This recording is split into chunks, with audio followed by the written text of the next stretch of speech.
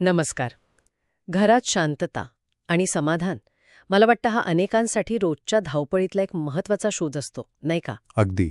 आज आपल्या श्रोत्यांनी शेअर केलेल्या काही निवडक माहिती आणि लेखांच्या आधारे आपण घरात सकारात्मकता कशी वाढवता येईल यावर जरा बोलूया. हो, नक्कीच. मुख्यत्वे वास्तुशास्त्र म्हणजे घराची रचना आणि वस्तूंच्या मांडणीतून सकारात्मक ऊर्जा वाढवण्याच्या आपल्या पारंपरिक पद्धतीवर आधारित काही मुद्दे आहेत. अगदी खरं आहे. आणि ही माहिती बघताना असं लक्षात आलं की घरात मोठे फेरबदल नाही केले तरी चालतील. काही साध्या पण प्रभावी गोष्टी करता येतात. अच्छा. आज आपण अशा 5 महत्त्वाच्या उपायांवर बोलूया, जे त्या साहित्यातून समोर आले आहेत आणि घरात आनंद, सुसंवाद टिकवण्यासाठी मदत करू शकतात. उत्तम.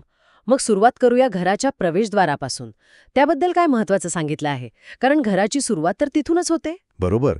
मिळालेल्या माहितीनुसार मुख्य प्रवेशद्वार हे फक्त घरात येण्या-जाण्याचा मार्ग नाहीये, तर ते सकारात्मक ऊर्जेचा, असं म्हणतात की प्रवेशबिंदू आहे.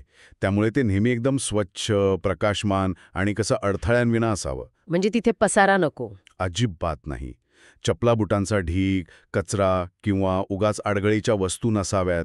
एका लेखात तर स्पष्ट म्हटलं होतं की प्रवेशद्वाराजवळची अव्यवस्था थेट घरातल्या आर्थिक आणि मानसिक स्थिरतेवर परिणाम करू शकते. अरे बापरे. म्हणजे घराचा चेहराच प्रसन्न आणि मोकळा हवा. हे तर सहज करण्यासारखं आहे खरं तर. हो ना. आता दुसरा मुद्दा, जो अनेक घरांमध्ये श्रद्धेचा विषय असतो, देवघर. देवघराची जागा याबद्दल काय निष्कर्ष आहेत? हो. देवघरासाठी ईशान्य कोपरा म्हणजे नॉर्थ ईस्ट दिशा ती सर्वोत्तम मानली जाते. या दिशेला काय आहे की दैवी ऊर्जेचा स्रोत समजलं जातं. अच्छा. आणि पूजा करताना आपलं तोंड पूर्व किंवा उत्तर दिशेला असावं असंही सुचवलं आहे. यामुळे घरात शांतता आणि पावित्र्य टिकून राहतं असं त्या माहितीत म्हटलं आहे. पण समजा आजकालच्या फ्लॅट्समध्ये जागेची अडचण असते, ईशान्य कोपऱ्यात जागा नसेल तर यावर काही उपाय किंवा पर्याय सांगितला आहे का? हो, तसा उल्लेख आहे. म्हणजे जाग्याअभावी ईशान्य दिशा मिळाली नाही तर घराच्या पूर्व दिशेला किंवा अगदी घराच्या मध्यभागी म्हणजे ब्रह्मस्थान म्हणतात त्याला, तिथेही देवघर ठेवता येतं. अच्छा. म्हणजे पर्याय आहेत. हो, पण तिथेही स्वच्छता आणि पावित्र्य राखणं महत्त्वाचं आहे असं एका टिपणात म्हटलं होतं. मुख्य उद्देश काय, तर सकारात्मक स्पंदने टिकवून ठेवणं. हे महत्वाचं आहे की पर्याय आहेत. बरं. आता तिसऱ्या उपायाकडे वळूया, जो कदाचित अनेक जण दुर्लक्ष करतात. घरात पाण्याची गळती म्हणजे नळ टपकणं किंवा पाईपमधून पाणी झिरपणं. हो, आणि हा मुद्दा प्रामुख्याने आर्थिक स्थिरतेशी जोडलेला दिसला मला. वास्तुशास्त्रानुसार पाण्याची अशी गळती म्हणजे घरातून पैसा आणि समृद्धी बाहेर जाण्याचं प्रतीक आहे. अरे देवा. एका विश्लेषणानुसार सतत टपकणारं पाणी केवळ आर्थिक नुकसानीचं नाही तर मानसिक तणावाचंही कारण बनू शकतं. बरोबर. सतत टिकटिक आवाज आला तरी त्रास होतो. अगदी. त्यामुळे कुठलीही गळती आढळल्यास ती तात्काळ दुरुस्त करावी यावर खूप भर दिला गेलाय. म्हणजे थेंबे थेंबे तळे साचे, या उलट थेंबे थेंबे नुकसान होते असं म्हणायला हरकत नाही. बरोबर. आता विश्रांतीची जागा म्हणजे आपली बेडरूम. बरोबर. दिवसाअखेरीच इथेच आराम मिळतो. तिथल्या व्यवस्थेबद्दल काय माहिती मिळाली? शयनकक्षाबद्दल 2-3 मुख्य गोष्टी समोर आल्या आहेत. एक म्हणजे बेड शक्यतो खोलीच्या दक्षिण-पश्चिम म्हणजे साऊथ वेस्ट कोपऱ्यात असावा. ही दिशा स्थिरता आणि शांत झोपेसाठी चांगली मानली जाते.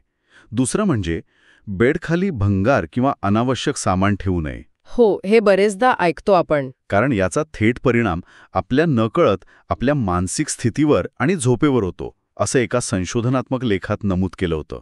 आणि बेडसमोर आरसा नसावा हा मुद्दाही नेहमी येतो. याचं काही खास कारण? हो, यावरही भर देण्यात आला आहे.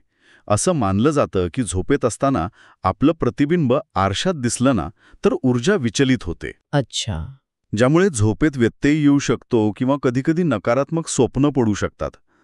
काही नोंदीमध्ये असंही म्हटलं आहे की यामुळे नात्यांमध्ये तणाव येऊ शकतो.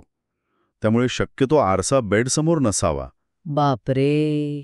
म्हणजे शांत झोपेसाठी या लहान वाटणाऱ्या गोष्टी पण किती महत्वाच्या आहेत. नक्कीच. आणि आता शेवटचा 5वा उपाय कोणता आहे जो घरात सकारात्मकता आणू शकतो? तो म्हणजे घरात हिरवळ आणणं. विशेषतः तुळशीचं रोप लावणं.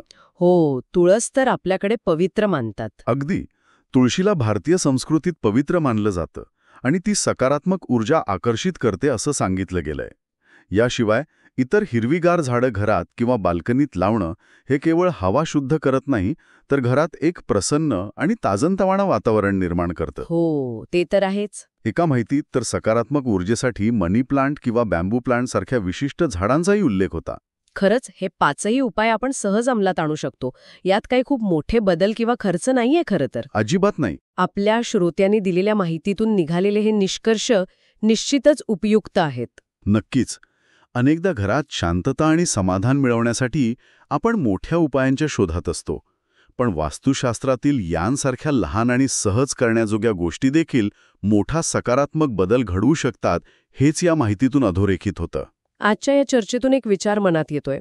आपल्या आजूबाजूचं वातावरण, घरातल्या वस्तूंची जागा, स्वच्छता, अगदी घरातली लहानशी पाण्याची गळती किंवा ती हिरवळ, या सगळ्याचा आपल्या मूडवर, आपल्या विचारांवर आणि पर्यायाने आपल्या नात्यांवर किती नकळतपणे पण खोलवर परिणाम होत असेल, नाही का? अगदी बरोबर. यावर विचार करण्यासारखं आहे खरं तर. नक्कीच. यावर प्रत्येकाने विचार करायला हवा.